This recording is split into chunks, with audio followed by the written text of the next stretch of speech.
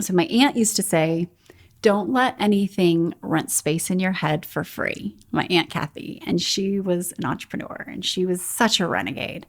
And it's so true. We only have a certain amount of space up here, right? Time, energy, mental energy. And so be a good landlord. What are you going to allow up there? I'm Amy Jo Martin. Welcome to the Why Not Now show.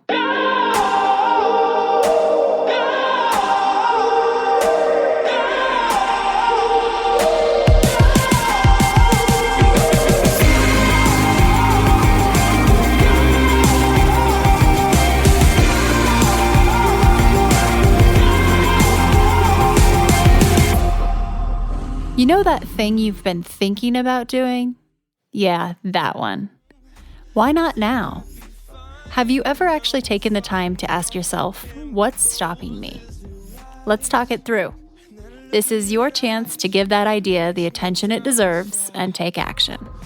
Each episode, I have a chat with a fascinating person, from entrepreneurs to athletes, celebrities, my parents, rocket scientists, and all walks of life. We talk through a critical time when they've asked themselves, why not now? We dissect that day or even that moment, step by step.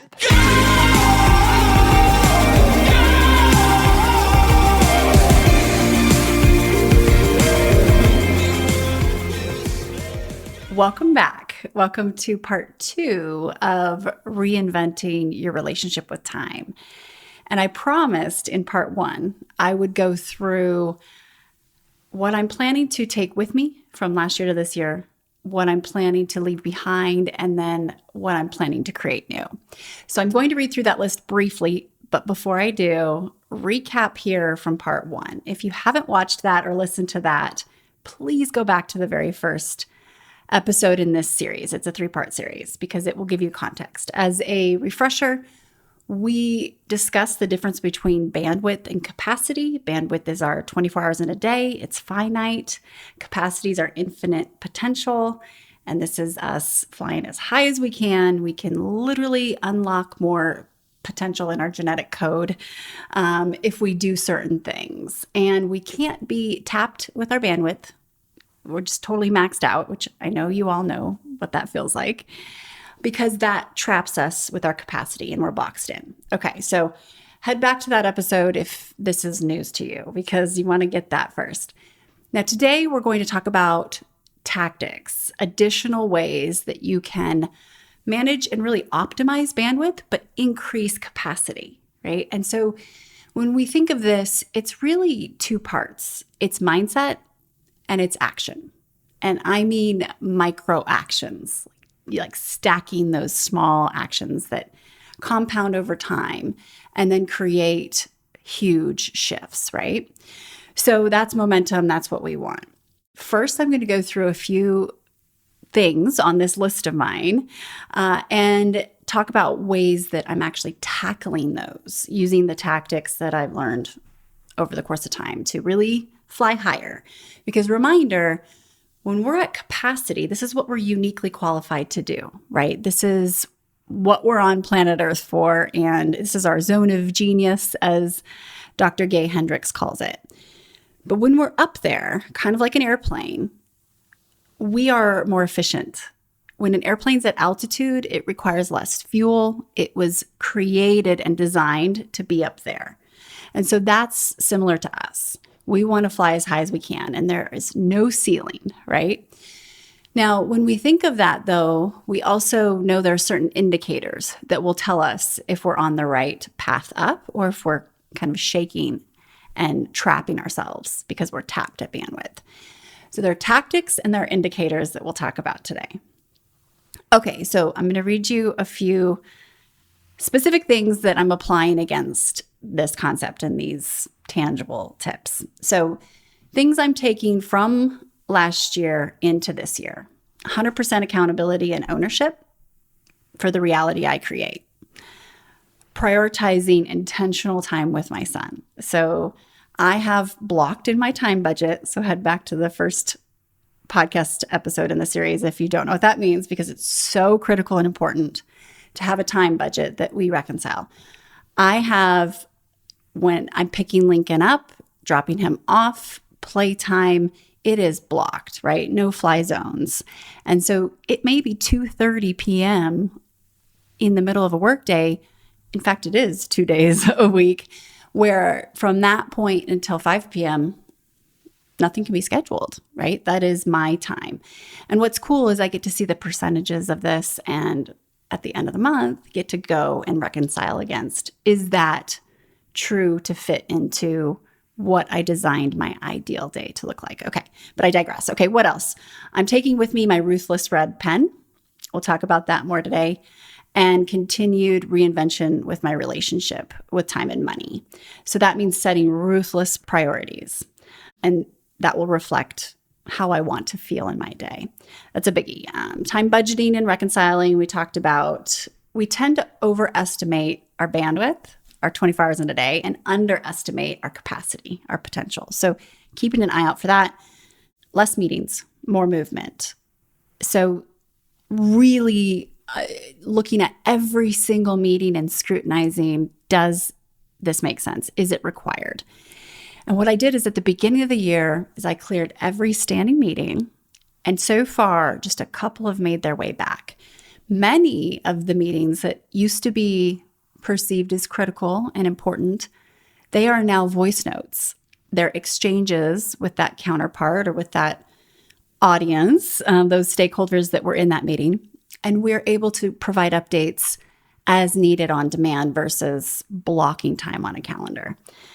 So this means scheduling deep work, systemizing communications. We'll talk about that in a minute. Time boxing, task batching, huge. When we change gears from task to task, whether that's in our homes doing one thing to another or in a work environment, we lose so much optimization in terms of having to have our brains shift and go to that next thing. The percentages and the science behind this is just incredible. So it is not effective to be multitasking. That's the point there. For me, a bandwidth bankrupter, alcohol absolutely does not have a role in my life whatsoever. Regardless of your relationship with alcohol, it is probably pretty accurate to say we can have more margin in our day, more time, period, when it's removed or when it's decreased. So for me, I'm taking that with me. We can do a whole podcast episode on relationship with alcohol if you'd like, but we'll save that for another day. That's a biggie. More dancing. So that means dancing in studio, on stage for keynotes, but also in the kitchen with Lincoln. Literally, this is something we do almost daily. We love to dance together. It's fun. Okay, what am I leaving behind last year? Unconscious use of time and money, just not thinking about it, right? Which means we have to become real friends with data and reality in order to be able to shift and identify where unconscious time and money is being spent. Leaving behind an obnoxious amount of screen time. So on your phone, you can look at where you're spending your time. We'll talk about this in a minute. Also, marathon Zoom back-to-back days and meetings. It's not how I like to operate. It's not a good look for me. Scrolling down that rabbit hole on social media, total bandwidth bankrupter. Overriding my intuition. That's a tricky one. That's life work. But when we are onto it, it starts becoming more and more a part of our awareness. And then outsourcing judgment. Not judgment in terms of I'm judging you or I'm judging a thing, but my personal judgment. That's something that I think we can easily slip into as we, have more people around us, or if we're doing something new, and there's still no one that has more data of your specific scenario than you. So we have to at least take that into play. Doesn't mean don't listen to other people, but make sure we're checking in, because our GPS is going to have the most relevant data to our situation. And then uncontrolled inbound communication, text, email, DMs, Slacks, voice notes, biggie. And that is a huge bandwidth bankrupter.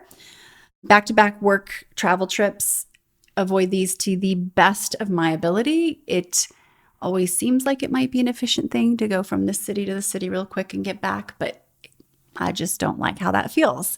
And it actually, not only does it feel draining and physically doing it, but in my experience, unless it makes a ton of sense, but it's a perceived drain before it even happens because I'm already dreading the multiple cities.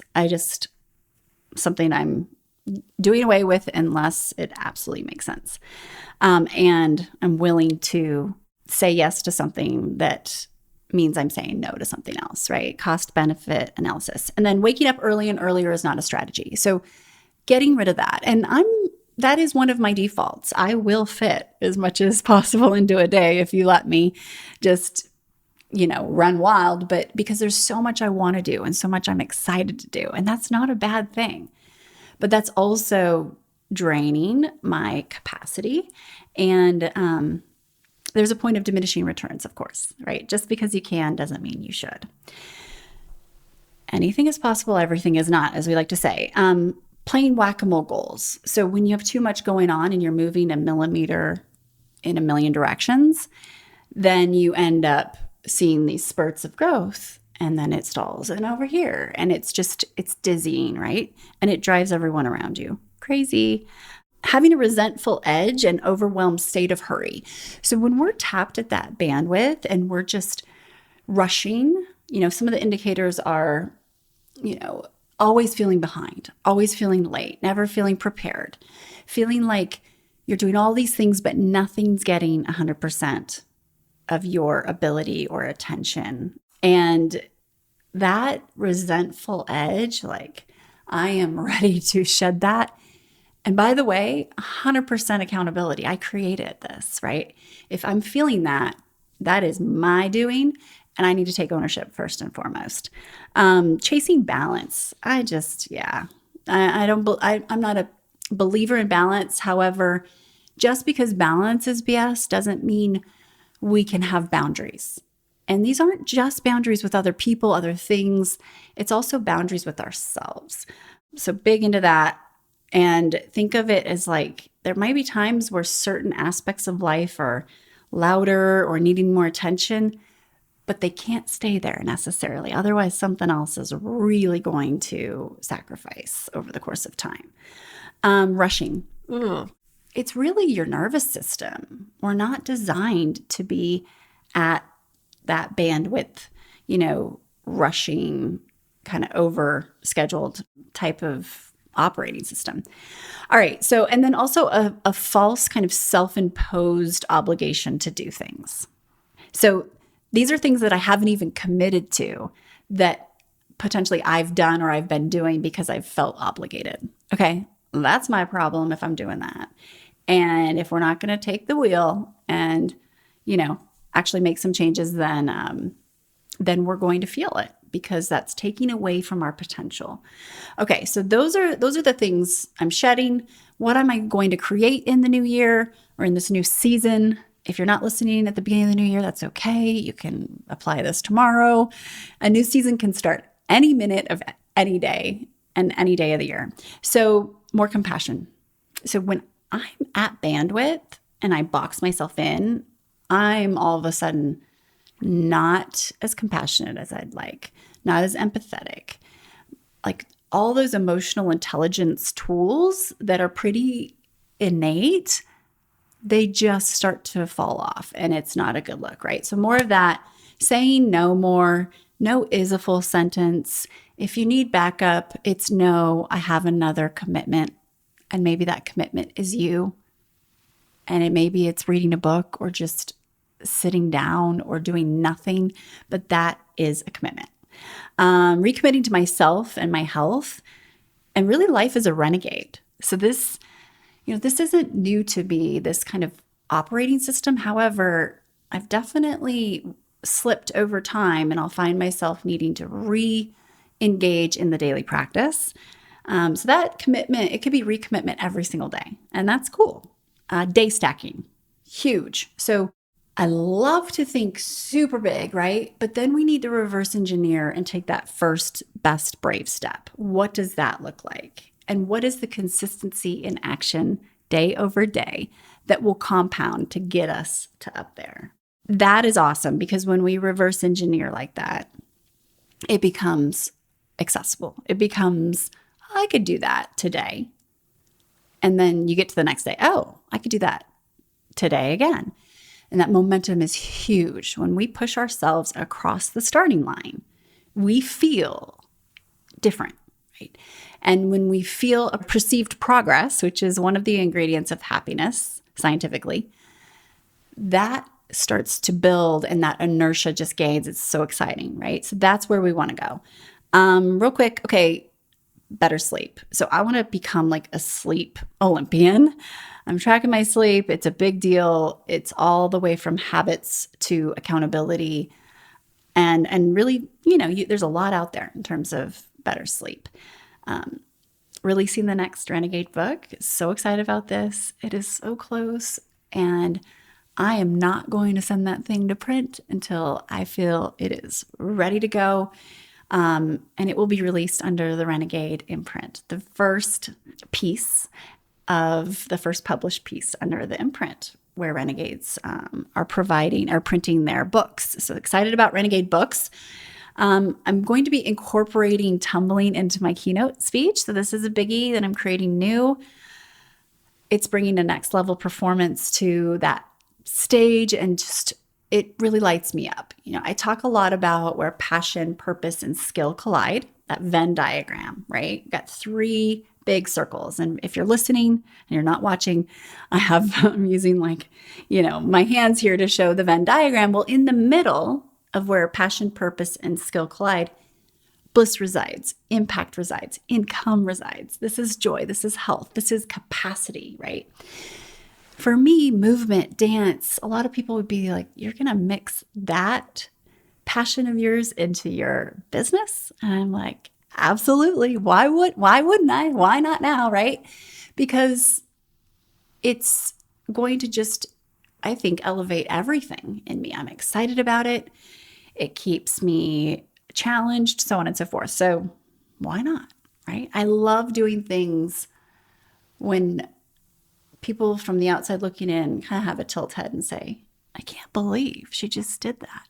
And I love helping people do the same.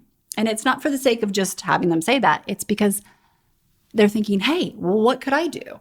Because it's inspiring, right? It's motivating to go figure out what's in that intersection for you. Okay, running for fun and peace of mind, not pace, not distance, not pace, not time. And I used to run a lot. I enjoy it. It's a mental just heaven for me, like utopia. So when I start to calculate too much and get too much into, that was a good run, that wasn't a good run, that wasn't long enough, then it takes a lot of the joy out. And so a lot of Renegades are running the Austin Marathon, February 17th, 18th weekend. So if you happen to be, please let me know. And then a couple more, and then I'm done. More space to learn new things. So what I learned last year, and you heard this in the first of the series, this podcast series, that the light bulb came on about bandwidth versus capacity when I was learning something new, and I realized how energized I was, how free I felt, how challenged and excited and just fulfilled.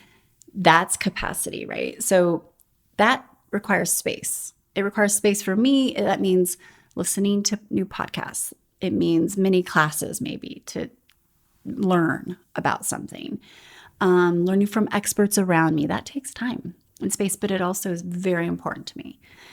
And perceived freedom, huge importance. I value very, very high, as well as learning, just consistently learning. Finishing an exam that I'm studying for, a big exam.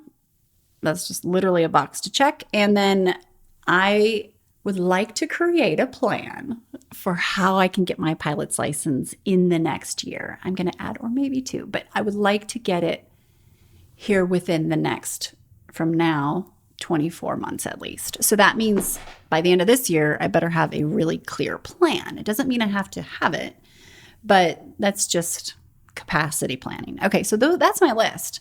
Well, that's great, right? But now what? How do we execute on these goals, right? How we want to feel and how we can find the fuel to get there. So if you've done that exercise, by the way, this is, I think, my 15th year maybe of doing this exercise, maybe a little less. Actually, I think it's around 11. Every New Year's Eve, I do that. I, make a list of what I want to take with me in the new year, leave behind, and create new.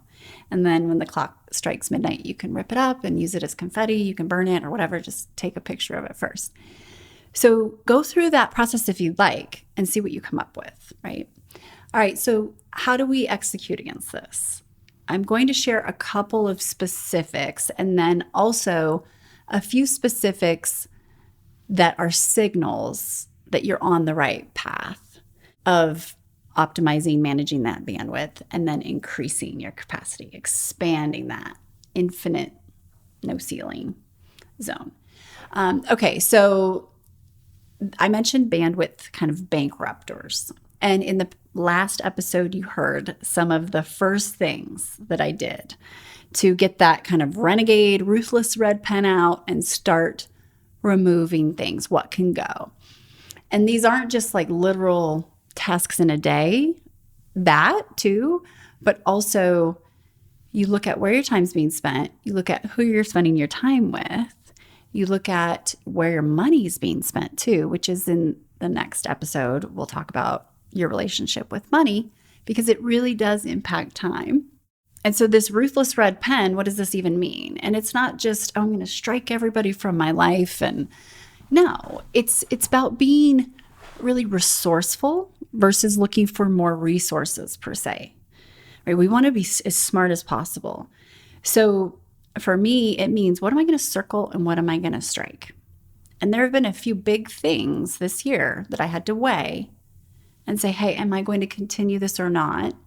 And they weren't easy decisions, but after enough data and analysis and reconciling on the time budget, it's like, no, that needs to go or it needs to be paused or it needs to be outsourced. And so let's look at some more bandwidth bankrupters. In the first episode, I mentioned one of the quickest drains and this bucket of like noise traps, gossip, assuming things, and kind of ruminating and just dwelling on things that you can't control that likely have nothing to do with you and you have no indication that they're going to happen anyway.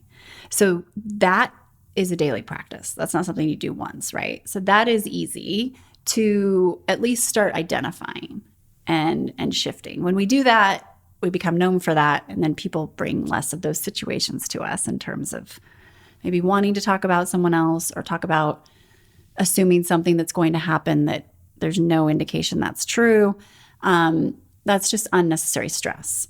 So my aunt used to say, don't let anything rent space in your head for free. My Aunt Kathy, and she was an entrepreneur and she was such a renegade. And it's so true. We only have a certain amount of space up here, right? Time, energy, mental space, mental energy. And so be a good landlord. What are you going to allow up there? Inbound communication has been a big part of my challenge with bandwidth. I call it like shaking, right? When you can't even think about the next thing because you're so always right here and you can't pick your head up and look up. And so one of the things that I've done, and I did this a long time ago, but I've kind of dialed it up even more, notifications. I don't really get any notifications that ding on my computer. I don't even get text notifications on my home screen. I have to go into my text to see my texts. And this is a biggie because I have found it is so easy for me to get distracted. Email, Slack, text messages, DMs, whatever it is, that it can derail deep work time. And that's like my precious time where I'm doing the things I'm uniquely qualified to do. So inbound communication is huge. Closing tabs. It's almost like when you close tabs on your computer, I think about it as like tabs in your mind, right? That is energy and that is taking up space and bandwidth even though you don't intend for it to. So it's like an open tab in your mind as well as on your computer that's just kind of taking up energy. It's like a leak, whether it's just a slow leak. There's a pull there, and similar to if you haven't closed the loop on something with someone, big or small, like you want to close that out, close your tabs, close the loops, right? So distractions, mental, physical, and digital, we really want to look at those. And physical for me means my space. It needs to be clean and clear. I love a very clean desk. I'm just kind of that organized person that if I have sticky notes everywhere or I have a lot of clutter or something, it's draining to me. It's pulling. I like wide open spaces. It helps me think bigger and be open-minded. So look at your space. I don't know about you, but when I get stressed, I just start cleaning because I have control over that, at least whatever I'm stressed about. I may not, but it gives me a sense of, okay. So we want to think about all those distractions and cleaning and clearing those up. When it comes to looking at meetings, because meetings are a big kind of time suck or energy drain, asking yourself a few key questions. Am I required in this meeting? Will I add value? Will I deliver value? How many people are in the meeting? So if there are more than 5 people or so in a meeting, it's very likely that there's redundancy or there's inefficiency. And so when we look around and decide, okay, is everyone really necessary? Unless it's an update meeting. And in that case, could it be a video instead, right? A one-way video versus all these people having time to schedule, which takes time, the back and forth, then attending, and then any follow-up. So really kind of revisiting meetings, the length of time. Do we need a 30-minute meeting? Do we need an hour meeting? Very few meetings, in my opinion, should take an hour. And then regardless, try 50 minutes or 25 minutes versus, or maybe even 15 versus getting yourself where you're back to back to back.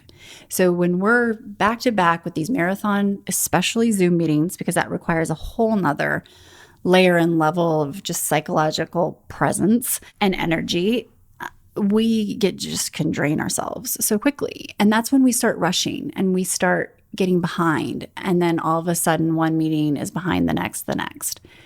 So when we give ourselves room for error or just room to take a break and a breath, fill your water, reset, do something, go outside, it just changes our whole state. And we're not in that rush, shaking at bandwidth. For meetings, also asking yourself, could this be a voice note, of course? Could this be a walking meeting? And agree potentially with the person on the other end who's attending the meeting, especially if it's virtual. Hey, do you want to do a walk and talk? If it's in person, walking meetings are amazing as well. When we move, and this isn't my opinion, you can look at the science, you can Google image, view of your brain when you've been sitting for 20 minutes versus walking 20 minutes, and you'll see side by side crazy differences in how stimulated and how different it looks from actually in our brain when you're engaging in those different types of ways, if you're in movement versus just sitting there. So we're so much more effective. Looking at does every meeting need to be on camera? Probably not, because that's also how we plan and predict our schedule and how we block things. Do we need to be at a desk in front of something? And it just gives us more flexibility and freedom when we don't, but indicating to the other person if it's on camera or not. Not everything needs a Zoom link or needs to be, Microsoft Teams. And you could say in the title of that calendar invite, no cameras necessary, or not on camera, or cameras required, so on and so forth. No agenda, no meeting. Unless you're meeting someone to catch up. And in that case, you might look at that as a signal of, do I genuinely just want to see and hear how this person is doing, which is great. But what are you saying no to if you're doing that, right? If we took every coffee, hey, can I pick your brain request and invite, we would likely be at bandwidth and not really thinking through from an offense perspective, that capacity of where do we want to spend our time. And yes, that might be something that's extremely fulfilling to you, but at what volume and what frequency and at what cost, right? And are there other ways to tackle it? So when people reach out to me and say, hey, I take you to coffee and pick your brain, usually if I want to engage and help this person, which usually I would, right? I will respond with something they could do first and or ask if they had a very specific scenario that maybe I could voice note them some thoughts versus getting in a car and going to coffee, right? And that's not every case, but sometimes it's like, hey, read this first or listen to this podcast episode or have you tried this? And then when you do, we can take it to the next step. But it also makes them take action and you can show their level of true desire and commitment to follow through. Okay. So those are a few tips on meetings. Now, I want to talk about the 3 S's. So these are big bankruptcy, like bandwidth bankruptcy KPIs. Sleep, lack of sleep. It's just it's going to be a big bandwidth, just like tapper, right? Because we aren't able to function as efficiently, of course, and be as optimized. But we're unable to emotionally regulate as well when we don't have as much sleep and rest. And when we are unable to do that, we're likely going to create more unintentional drama or things that we wouldn't typically do and emotionally regulate like we would. So sleep, screen time, and spirits. For me, that the last one, I mean, if you're finding you're at bandwidth, but you're also finding that you're having several glasses of wine every night and or it's become a thing where you just know you would have more margin in your day if you eliminated or at least decreased, check that box. That's an easy first experiment. Screen time's huge. And I track that and I like to see it going in the direction that I want it to go. Because I'm the first to admit sometimes that mindless just scrolling down the rabbit hole, we think it feels good, but it's feeding nothing, right? It's not feeding my soul. It's definitely not feeding my 24 hours in a day. It's taking it up. So those are some of the things that I look at if I'm starting to notice, okay, I'm not feeling like I'm operating at capacity or at least increasing capacity. Okay. When we look at signals of things working or not working, and we'll wrap it up here, here are some things that you can look at. How well you're dealing with potentially stressful situations, that self-regulation, that reaction. If you feel like you are just kind of cool as a cucumber and you're just rocking and rolling, even though things around you are going like this, that's a great indicator that you're not at bandwidth. You actually have some space and you're likely operating at a higher capacity. You're flying higher. It's like flying above the turbulence, right?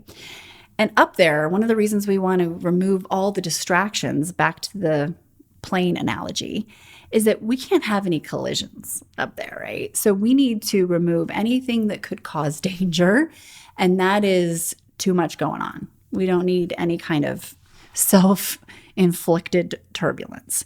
So cleaning and clearing that space. So another indicator, there's a concept called the upper limit problem, and this was coined by Dr. Gay Hendricks, once again, who's genius, and he created the zone of genius concept too. He's been on this podcast. And what that means, an upper limit problem, is when we rain on our own parade because we're increasing in our capacity and flying higher, and it's uncomfortable. So we think we need to just bring ourselves back down to safety, what we're used to.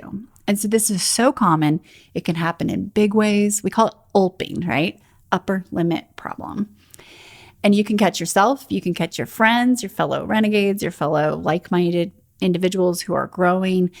And it is so common, but it's something to look out for. So if you feel yourself ulping, that's actually a good sign that you are growing and you're uncomfortable in a good way.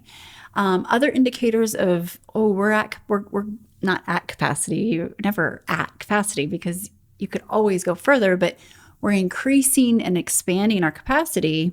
Indicators would be you just have this sense of, yeah, this may be uncomfortable, but I feel like I was born to do this, right? Things feel lighter, even though they might be difficult, challenging things intellectually. You're just up-leveling the people around you. You're attracting people who can help you or who want what you have. It's just all of these indicators are really good signals when you find yourself lifting. And if you're not sure if you are, look for those things, right? You're stretching. You feel stretched, but you don't feel so stressed that you're going to break. Like you can bend more. So those are great signals. Feeling lighter. Also catching yourself say, oh, I get to do this versus I have to do this, even though it might be something challenging, right? So when I find myself using that language, even outside of work, I have to XYZ. Ooh, red flag. What's going on here?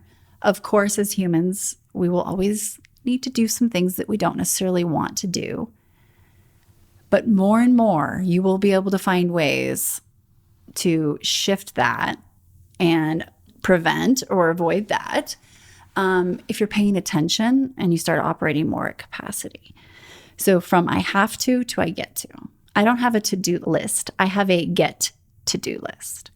And by the way, in terms of overwhelm and just managing potential burnout, overwhelm, I have two lists. I have my get-to-do list. Yeah, it might be long, but I also have my to-do today list. And this has been for years I've practiced this because if I look at my to-do list, it could be extremely overwhelming. But my to-do today list, if it fits on a 3x3 sticky note, like Post-it note, I'm usually okay. But if it's longer than that and you can't use mouse type because that's cheating, then you've probably tried to pack too much in and now you've overestimated your bandwidth and you've likely underestimated your capacity. And that's just, you're setting yourself up to be boxed in. Okay, so those are some of the indicators.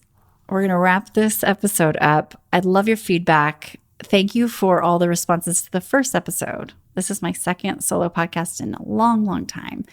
And so it feels good to be back in touch. I want to hear what you're thinking, what questions you have, what additional ideas you might have, and hit me up and make sure to subscribe to my newsletter because that's where additional resources are going to be delivered, will continue to be delivered. And if you aren't getting that already, please sign up. You can head to amyjomartin.com. So that concludes today's kind of next step. And next time, we will dive even deeper. I'll touch on your relationship with money and reinventing that. There's a direct correlation in my experience with time. And then back to that Ruthless Red Pen, how we can apply that to that money situation and get a little bit more into the mentality, which is basically insurance for taking action. All right, so we'll see you next time. Thank you for watching or for listening.